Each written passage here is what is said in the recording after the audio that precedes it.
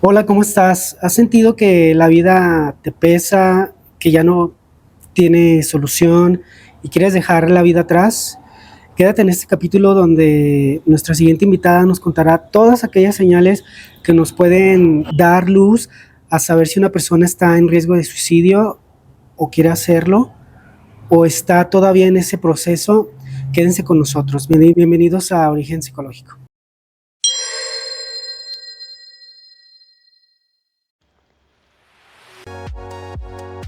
El contenido de este capítulo en ningún momento pretende suplir la consulta de un especialista. Bienvenidos a su canal Origen Psicológico. ¿Cómo está? Bienvenida. Gracias, buenas tardes. ¿Nos puede dar su nombre y a qué se dedica, por favor? Sí, claro que sí. Mi nombre es Marisela Zambrano Ríos, pero me gusta que me digan Mar. Por ahí, Mar Zambrano, pues es como me presento. Bueno, yo soy psicóloga clínica, estudié psicología clínica de base, ¿no? En ese sentido, después hice una maestría en psicoterapia gestal y tengo una maestría en psicología jurídica y forense. Muy bien, y para empezar con este tema que le vamos a llamar querer dejar la vida, porque YouTube se pone a veces en no decir el nombre tan explícito, ¿qué origina que una persona quiera dejar esa vida? No sé si estoy bien en mi pregunta, ¿sería una idea, un concepto? ¿Qué es? Sí. Como dicen ahora, ¿no? Desvivirse, para que no lo censuren. Bueno, no es así como algo mágico, pues, de que de repente aparezca, pero sí hay, pensémoslo como en una línea que va en ascenso, que incluso los inicios que tienen que ver con la idea de desvivirse es algo muy normal dentro de un ser humano que podría empezar con la idea de qué estoy haciendo aquí, a qué he venido a este mundo y empezar a hacer estos cuestionamientos existencialistas. Pues hay mucha filosofía sobre ello, o sea, es algo normal que la mayor parte de la población en algún punto se hace, solo que en ocasiones esta idea empieza a hacer una escalada y entonces ya no nada más es que estoy haciendo aquí, sino empieza la pregunta, ¿y si no estuviera aquí, cómo sería? Y esta empieza a escalar y después viene, ¿y si hiciera algo para no estar aquí? Y después viene, ¿y si hiciera esto? ¿Y si hiciera aquello? Y empiezan a haber fantasías acerca de, pues ya no estar. Fantasías a veces ya muy elaboradas que se convierten en un plan específico, que empiezan a ser ya como no solo en la fantasía, sino en la conducta. Y bueno, después viene un intento franco, que tiene múltiples factores, no es algo multifactorial, que la persona va viviendo, incluso a veces desde la infancia, va pasando la adolescencia, y piénsalo como esa frase que dice en la gota que derramó el vaso. O sea, es una situación que ya viene cargada de cosas atrás, arrastrando, cosas que se ha ido comiendo la persona, y esa es una manera que encuentra para sacar todo eso que va arrastrando. Antes de empezar con los detalles de todo lo que nos está diciendo, porque son detalles muy importantes, ¿hay alguna situación que conozca? No tiene que ser, a lo mejor, que usted la ha llevado, sí, no sé. ¿Nos puede contar si le ha impactado y por qué le impactó? Una situación de una persona en esta situación de querer dejar la vida. Sí, algunos de los casos, yo creo que todos tienen un impacto importante. Sin embargo, hay un caso que todo es confidencial al final, ¿no? En la psicoterapia, solo que en el caso de esta persona, desde un inicio, en algún punto comentó, ¿no? De si era algo, si servía para algo, compartir su caso alguna vez, que estaba autorizada, y bueno, se hicieron algunas firmitas por ahí. Este caso es de un chico que estaba privado de su libertad. Entonces, en aquel momento yo estaba trabajando en una dependencia de gobierno en donde se encontraban personas privadas de su libertad, y de pronto empezó a tener crisis de ansiedad muy fuertes, o sea, de estar sudando muchísimo, y de ahí empezaron a aparecer algunas ideas delirantes, es decir, como creencias de que lo perseguían, de que algo muy malo iba a pasar, y dentro de, en algún punto dado, tuvo un intento, entonces voy a asistirlo y pues empieza ahí el trabajo con él. Él empezó a desarrollar un cuadro psicótico y en su historia él traía familia con esquizofrenia y él había abusado de muchas sustancias. Entonces él me explicaba que cuando tenía sus crisis, o sea, él se quería morir porque era algo tan horrible lo que sentía y además de todo lo que había vivido, de toda su historia de vida, la sensación que tenía era tan fuerte que él prefería no sentirla buscando pues desvivirse. Entonces, pues a veces tenía momentos de mucha tristeza porque él sabía que estaba ya, digamos, en ese camino de una psicosis. Él sabía, decía, es que yo sé que cuando me dan estas crisis, que me dan mucho terror, mucho pánico, sé porque voy a desarrollar lo mismo que mi primo. Y pues ahora sí que con las intervenciones él se permitió aceptar también el tratamiento psiquiátrico, que en el caso muy específico de él, pues sí era algo necesario estar en un proceso integral, porque muchas de las veces es algo muy relevante que también haya intervención de otras áreas. Una persona cuando ya llega a hacer un intento franco, muchas de las veces hay químicos cerebrales que no están funcionando de manera correcta. Y entonces eso hace que la persona tenga mucho más dificultad de recuperarse, aunque su intención franca sea conectar con la vida, es muy pesado. Y a veces incluso ese mismo, hago tanto esfuerzo y es tan poco lo que avanzo que la frustración acompaña o digamos que hace mayor ese deseo de desvivirse. Entonces yo creo que ese es uno de los casos que para mí fue impactante desde la empatía de saber que pues sus crisis eran algo fuerte, el sentimiento de dolor, de todo lo que le acompañaba en sus situaciones críticas que aparecían, pues era algo de lo que él quería ya huir, evitarla a toda costa, aunque fuera por esa vía. Y logró, conclusión, logró ayudarse él o... Mira, en el caso de él, o sea, hubo una disminución como hubo una disminución también de sus síntomas, de psicosis, sus crisis eran mucho menores. Él empezó a leer mucho. Eso fue algo que sucedió, que empezó, bueno, yo le facilitaba algunos textos, porque una de las cosas más importantes era también encontrar su sentido de existencia, ya que estaba en una situación en donde pues hasta cierto punto estaba muy aislado de estar en una cárcel en donde al final del día casi no recibía visitas, difícil llamar, entonces encontrar una motivación de vivir en ese lugar era difícil para él. Entonces poder hacer una introspección, obviamente con esta ayuda de fármacos en su caso, que le permitiera tener más claridad en el pensamiento, porque al final quien llega a intentar, a pensarlo o a planearlo, ya tiene una reducción de las capacidades cognitivas. Hay lo que le llaman la visión de caballo, o sea, ya no veo lo demás.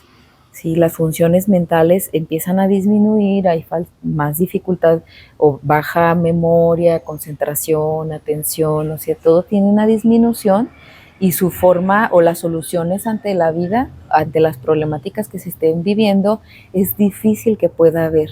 Solo ve una y es esa. En este caso que nos dice, se dio cuenta él y él mismo pide ayuda. ¿Qué pasa? ¿Por qué no nos damos cuenta cuando es un caso en el que no te externa, no te dice? ¿Por qué no nos damos cuenta de que ese familiar está en esa situación? Mira, aquí a veces también puede ser un factor importante la edad. En el caso, ejemplo de los adolescentes, finalmente los adolescentes tienen una situación de que todavía están haciendo la maduración neurológica. Entonces la parte prefrontal de su cerebro está haciendo ese desarrollo. Esa parte prefrontal es la que hace las funciones de organización, de planificación, o sea, es la que frena. y entonces están en pleno desarrollo, tienen más impulsividad. Entonces puede ser que en el caso de los adolescentes, ellos no hagan algo tan planificado, que no sea un proceso que llevan mucho tiempo organizando, sino que puede ser en un momento así, espontáneo, en donde sucede ese acto. Entonces, en un adulto a lo mejor no es igual. Aún así sí hay parámetros en donde se describen cuáles podrían ser algunas señales. Sin embargo, es que no podemos generalizar porque también puede ser así, una situación de impulsividad o incluso la persona que tiene estas características de personalidad que puede ser mucho más impulsiva en comparación a otras personas, tiene más riesgo de que solo sea un acto espontáneo y no necesariamente que haya toda una serie de señales que a lo mejor no vio la familia.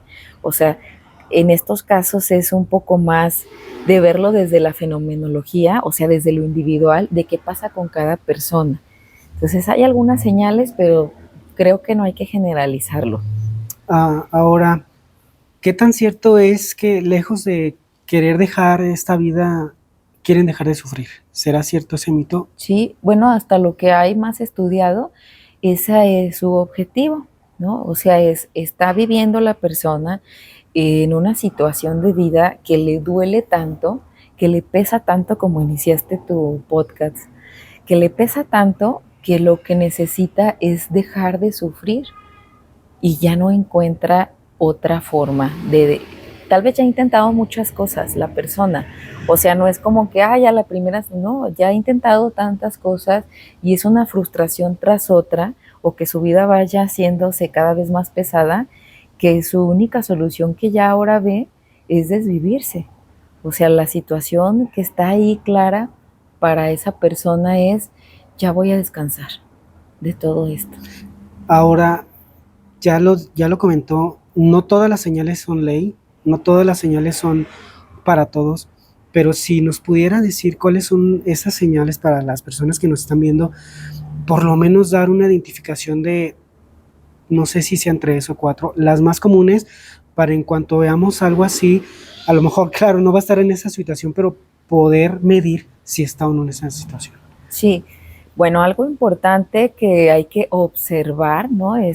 La persona puede empezar a tener cambios de humor constantes y se empieza a aislar. Esa sería una señal importante. Digan, se está aislando mucho, o sea, a lo mejor permanece muchísimo tiempo en su recámara y no era así. Entonces son cambios abruptos, o de estar en una tranquilidad, de pronto explosiones, y después de las explosiones ese aislamiento. Esa podría ser una señal importante. Otra señal importante es alguien que constantemente habla de la muerte y si me muriera, o la gente que se muere, y que ese es un tema que está alrededor de sus charlas. O sea, sería importante considerar qué pasa por la mente de esa persona que constantemente se trae este tema a su vida y a su entorno. Entonces esa sería otra señal importante. Otra de las señales importantes que se ha observado pues en muchos casos es que puede ser, esa sí es una señal de alarma, alguien que a lo mejor tiene su recámara bien tirada, un adolescente, ¿sí? Que ya ha estado pasando por este proceso de emociones arriba, abajo, y entonces cada vez más desorganizado, pues tiene su ropa tirada, la cama sin destender, a lo mejor un vaso por ahí de algo que no se terminó, y de repente al día siguiente todo perfecto, como nunca, limpio, todo en su lugar, o sea, algo hasta cierto punto hasta exagerado. Eso es una señal de alarma. Ese cambio de tener todo desorganizado, organizado, es una señal fuerte. Es una señal fuerte y una señal que le podría sumar a este acto. Antes del aislamiento. Sí, supongo. Todo lo del aislamiento puede pasar durante, ¿sí? Pero cuando se hace este arreglo de la cama, es una señal de alarma grave, porque puede ser que sea en ese día, en esos días, que ya tenga un plan que va a suceder. Entonces, se le acompaña muchas de las veces es que hace regalos de las cosas que más le importan. O sea, si me encantaba este libro de cómics que tengo de una colección, que bueno, me costó muchísimo, y entonces lo regalo a mi mejor amigo, ¿no? Quiero que lo tengas.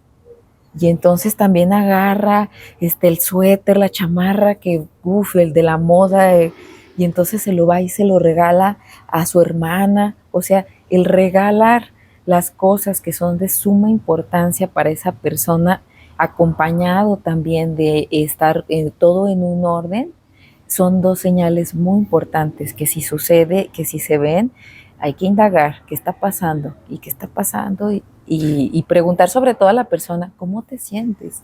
¿Cómo estás? Porque para poder cometer un acto de desvivirse hay que tener energía. Y ahora voy a una pregunta, ya sé que va a ser muy brutal lo que voy a decir. ¿Tendría que llevarlo a fuerza si yo veo esas señales? O sea, agarrarlo y vamos a que te chequen por fuerza, o me estoy yendo muy a lo radical. Ahí es importante acercarte a la persona con empatía. Es decir, incluso hablarle directamente que no vas a hacer un juicio, que no vas a emitir un juicio, que estás observando algo distinto que nunca hace. Incluso hasta podría ser algo directo, ¿no? Oye, yo escuché en el podcast a Mar decir que cuando las personas hacen esto, cuéntame cómo estás. Y sobre todo hacerle saber que no se va a emitir un juicio y que existen formas en donde se puede encontrar otra solución.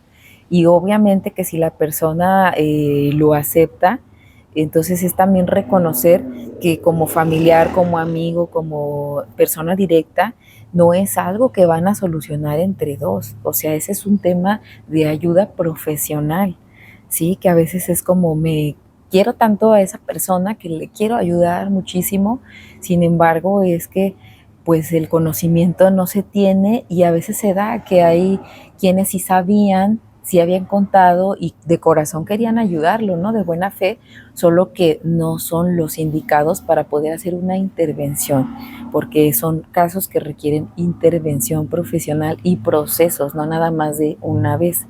Entonces es poderlo acercar a que sepa que tiene y que finalmente, sobre todo si son adultos, pues no se puede a la fuerza.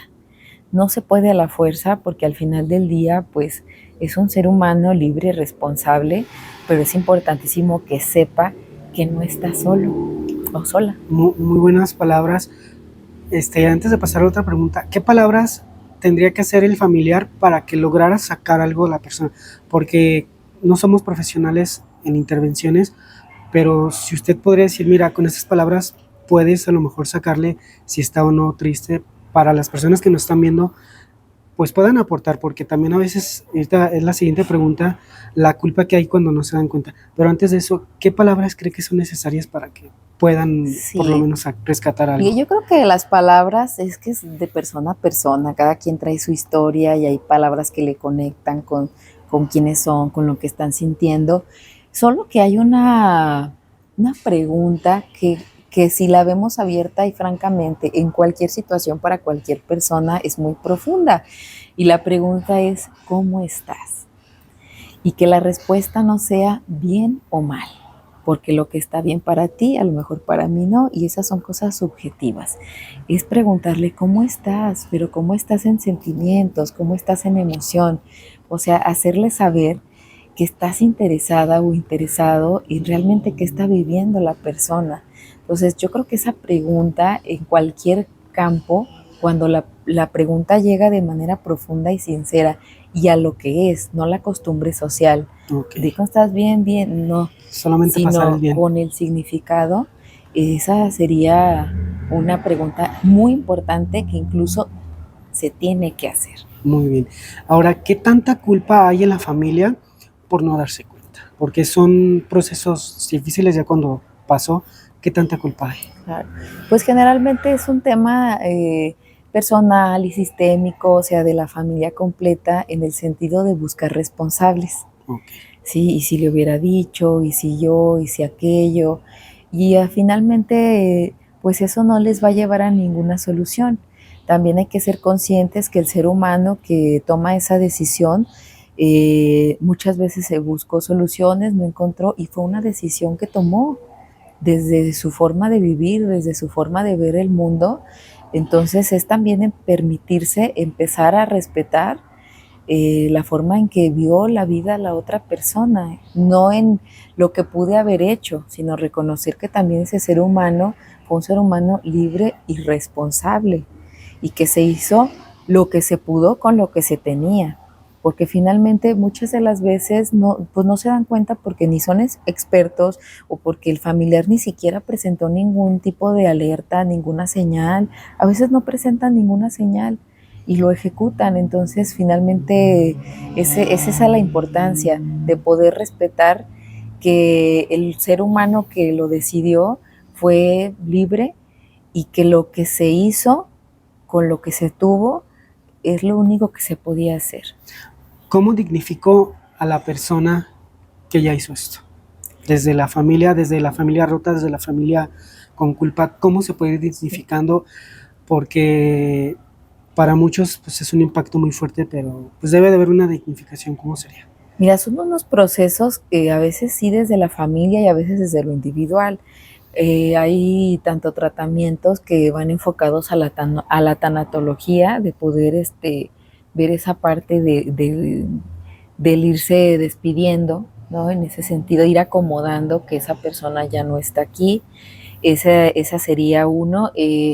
Otra que también en terapia pues se trabaja es resignificar la vida, no el último acto, Okay. ¿no? Porque al final fue un último acto y si tenía 20 años, pues hay 20 años de vida.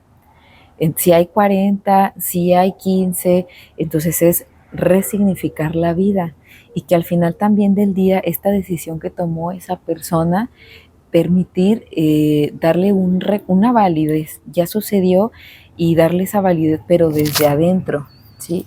De poder desde adentro decir, es una decisión que tomó en donde se hizo lo que se pudo con lo que teníamos y aprender a lo mejor pues de la vida de esa persona, no del acto, Okay, sino de la vida que compartió. Ahora voy a retroceder un poquito en el tema porque me queda la duda. ¿Hay un tiempo promedio para darse cuenta de eso o ya es muy ilógico lo que estoy preguntando? Es que no hay un tiempo promedio por lo que te mencionaba, de que la persona pues a veces es muy espontáneo. Hay algunas estadísticas, por ejemplo, ya hace algunas décadas, ¿no? Se hablaba hasta en la comunidad como de cuántas veces lo tiene que intentar a alguien para que realmente se ejecute el acto, ¿no? Y se hablaban de 14 veces, o sea, para que alguien realmente lo logre tiene que tener 14. Pero finalmente pues son datos subjetivos, porque solamente el que ya no está es el que sabe cómo vivió. Entonces estos datos donde pues a lo mejor se pueden sacar de las intervenciones que se hicieron en algún área de urgencias o de algún hospital de salud mental, pero muchas personas no asisten, ¿no? Y lo intentan y nadie se entera. Entonces son estadísticas pues, realmente muy poco objetivas. Entonces no hay un tiempo, sin embargo sí hay un tiempo en donde se pueden identificar temas de salud mental asociados como temas de depresión, ¿no? Como temas de ansiedad y depresión, temas asociados con brotes psicóticos, temas asociados como el alcoholismo, la drogadicción. Entonces a eso sí tiene una temporalidad. Una persona que a lo mejor constantemente muestra un estado depresivo, es decir, a lo mejor durante un periodo aproximado de 15 días no quiere salir de su cuarto, se la pasa llorando o enojada, no se baña, o se empiezan a aparecer todas estas sintomatologías y ya lleva más de 15 días así, ya podemos hablar de que pues probablemente está viviendo un episodio depresivo, entonces hay que acudir a un especialista para ver qué está pasando. Si una persona que constantemente aparece con pues, algunos síntomas de ansiedad, a lo mejor sensaciones de que va a morir, cosas aterradoras, palpitaciones, sensación de que les está dando un infarto, asociado con algunos temas en relación a la muerte. Entonces, pues ahí también, alrededor de que esto esté sucediendo en su vida 2, 3 veces a la semana, ya lleve un mes, pues ya sería algo que hay que atender. Muy Entonces bien. es muy amplio. Para las personas que nos están viendo, ¿hay rescate si tenemos cuidado en las señales? ¿Hay solución si vemos una señal? Para las personas que se sientan así, digan, no, yo ya no encuentro la salida. Sí hay una salida, ¿verdad? Sí hay una salida. Mira, finalmente el ser humano tiene la conexión con los dos lados, porque es el fin último de un ser humano. Entonces, esta conexión que se está teniendo, quienes estén pasando por una situación de esta naturaleza, tampoco es algo como que se tenga que vivir de que soy diferente. Es algo que le puede pasar a cualquier ser humano en cualquier edad, o sea, en cualquier etapa, condición social, y que son parte de la vida, momentos en donde se conectan más tal vez situaciones complicadas, caóticas, de tristeza, pero es importante saber que no es para siempre. Okay. Y entonces, y que tampoco se tiene que quedar ahí solo o sola. O sea, que es una situación que son temporales y que puede recibir apoyo, ayuda, afectos. O sea, que estamos en una comunidad, que no están aislados. Entonces, por supuesto que hay una solución. Más allá que pensar en una salida, es una solución, porque también de esas experiencias, quienes ya las han vivido, se aprende de en aquel momento donde se estuvo en el fondo, como dicen, en el fondo de la vida o en algo muy oscuro, también hay aprendizaje. Entonces, escapar como tal de ello, pues al final también sería evitar mucho aprendizaje. Entonces, es saber que no está sola la persona y que eso no es para siempre, que va a poder. El sufrir no es estable, el sufrir es un momento que va a pasar. Sí, un periodo que va a pasar, así como las emociones. O sea, no es algo, ninguna emoción o sentimiento puede permanecer todo el día, a todas horas, todos los minutos. Muy bien. ¿Sí? A veces se empieza a estancar ahí alguno de estos sentimientos, pero así como en su momento fue una emoción y va cambiando, también la vida, el entorno puede cambiar si se hace equipo. Muy bien. Creo que estas palabras, para los que nos estén viendo, nos va a dar mucha alegría que lo escuchen, porque el tema es delicado, pero también hay luz.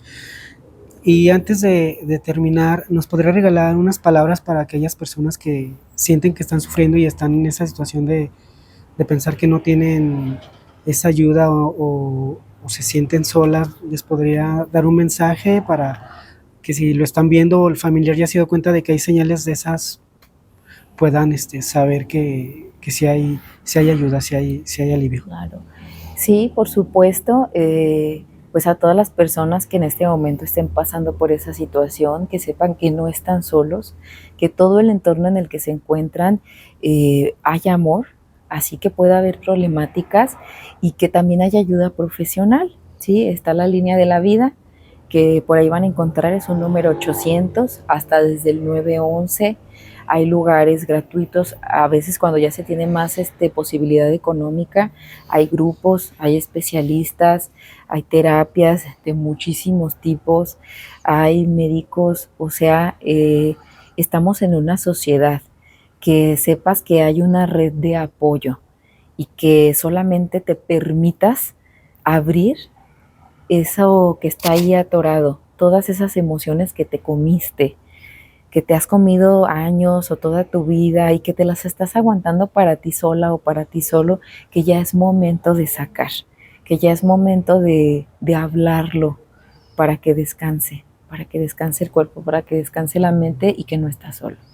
Muchas gracias por esas palabras, porque en los capítulos que he grabado, la salud mental refiere a eso, así ya te sientes mal, identificar que te sientes mal y sacarlo. No es normal sentirte mal, es a lo mejor en tu vida o en tu familia o en el sistema donde te encuentres, a lo mejor es normal porque así lo has vivido, pero no es normal. No normalicemos sentirnos mal, démosle nombre a me siento triste, me siento enojado por esto, me siento enojado. No solamente me siento triste, me aguanto, me siento enojado, destruyo. No, claro que no, hay que darle un nombre para evitar que pensar que el sufrimiento es algo normal, tampoco es algo normal, y no acabemos en estas situaciones que nos dice aguantarnos, de sentirnos solos porque no lo hemos sacado, pero ya con lo que nos comenta estamos a tiempo. Si tú notas que te sientes mal, que estás triste, si notas que tu hijo, tu hija están aislados, empiezan con las señales que ya nos dio la especialista psicóloga Mar, por favor atiendan, pregunten, y en caso de que no, pues digan, hay una línea de llamada anónima, supongo que también puede ser anónima, donde pueden expresar lo que sienten y hacerlos que salgan a ayudarse. Y si no pueden, pidan ayuda con un especialista, como ella dice, porque a veces no está en nuestras manos. Muchas gracias por el tiempo que nos regaló, muchas gracias por esto que para mí es luz. Espero y a las personas que vean este capítulo les quede un poquito de luz en las personas cuando pasan por esto. No quieren dejar esta vida, quieren dejar de sufrir. Quedemos con que podemos aportar un poco y a veces no podemos. Y con esto me despido. Cualquier cosa, siempre hay especialistas que van a estar al lado tuyo, que te van a acompañar y no estás solo. Muchas gracias, psicóloga Mar. Espero y se haya sentido a gusto con esta charla. Y pues me queda nada más que darle muchas gracias por toda la información que nos dio. Sí, no, gracias a ti. Que se difunda toda esta información. Nos vemos en el siguiente video. Que estén bien.